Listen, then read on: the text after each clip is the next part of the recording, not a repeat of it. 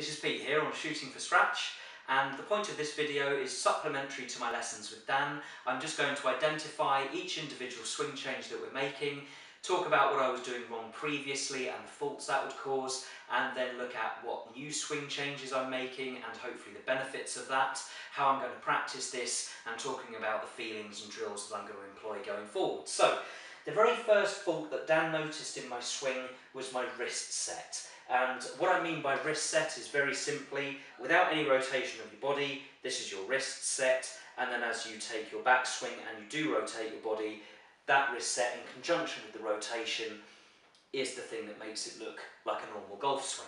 What I was doing wrong previously is I was bringing the club very low, back and around my body, very below plane. Now what that would cause from the top of the backswing is as I began my transition, my right elbow would get trapped behind me, and so in order to get the club delivered to the ball, I would have to fling my arms out away from my body, and I would have to flip my hands very fast through impact, and then I would have a very chasey follow through down the line. Now that was obviously a very inconsistent swing because it was so timing oriented. The faults that it would cause were either a very big block, if I left the club face open, it would just shoot the ball out straight right, or it would be a hook if I closed the club face off too much, and I would then send the ball around to the left. So in moving forward, what Dan wants me to do is get my wrist set much steeper. Previously it felt like I began my backswing low and around my body with my right wrist. Now he wants me to feel as if I'm more using my left wrist to get it set up. Because I was so used to the club working around my body and back behind me, my hands used to feel like they worked upwards, like this. So now in getting this steeper wrist set and getting things more on plane, it feels as if I'm keeping my hands very low and I'm pointing the head of the club away from me. So it almost feels as if I'm doing this sort of motion.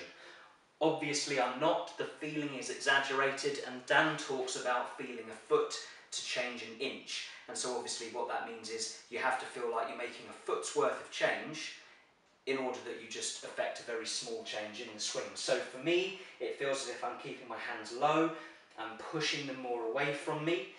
Also, because in taking the club low and around your body as I did previously, the club face rolls open like this.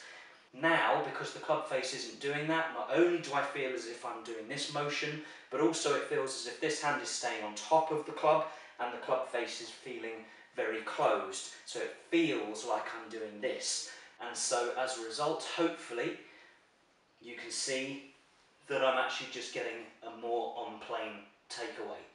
There is an optimum range of shaft angles during the takeaway and at the top of the backswing. And previously I was out with that optimum range. I was too low. So I was below plane, and by below plane, if you draw a line through the shaft and out to the butt of the club, that would hit the ground somewhere beyond the ball in front of you in your stance. If it's too steep and you drew the same line through the shaft and out through the butt, it would be behind your toe line. The optimum range, as I understand it, is somewhere from the ball to your toes. Anywhere within that range is generally considered acceptable, and that's because from within that position you are more likely to deliver the club face square to the ball more consistently. So hopefully from this position, this gives me a little bit more space for my arms. I'm not going to get trapped behind myself, and I can then rotate my body through. So, in terms of practicing, what I'm going to do is go to the driving range with a bucket of 50 balls or 100 balls, and I'm just going to look at my body positions in the mirror, and I'm going to film myself, and I will just take 2 or 3 practice swings just to try and get these feelings ingrained into my muscle memory. I'm going to look in the mirror and just obviously check that everything is where it should be, and then once I've done this 2 or 3 times, I'll then allow myself to hit the golf ball. Now, I'm not expecting, and nor am I trying, to hit a good shot. The whole point of just hitting the ball is just to allow you to remember what it's like to release and follow through after you've developed these new positions. You're not trying to hit good golf shots. It doesn't matter if you thin it or shank it or anything like that. the result of the golf ball is actually irrelevant. The only measure of success in these initial practice sessions when trying these new body positions is when looking in the mirror or looking in your camera footage afterwards, are you getting your body into the correct positions? If you are, then it's been a successful range session. Hopefully that explains the wrist set a bit more and the problems and the remedies for it.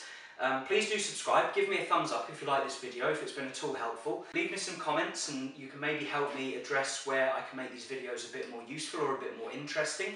Give it a thumbs up and I look forward to seeing you in one of my next videos. Take care.